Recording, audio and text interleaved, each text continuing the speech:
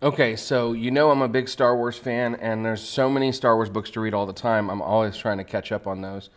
But this Thanksgiving break weekend, I read one book, which was Poe Dameron Free Fall by Alex Segura.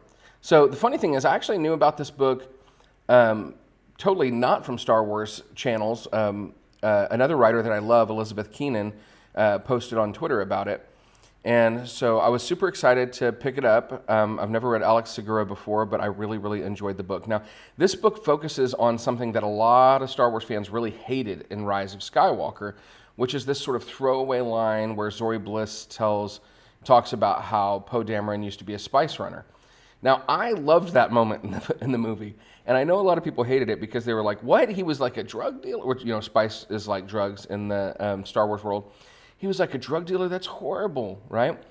But in that moment, he said, they're like, "You were a spice runner." Who was it? Finn says, "You were a spice runner," and he's like, "You were a stormtrooper." And then Ray says, "You were a spice runner," and he's like, "You were a scavenger." We could do this all day. And it kind of points to that idea that like everybody has something in their past they're not proud of, but we all have the opportunity to make choices for redemption.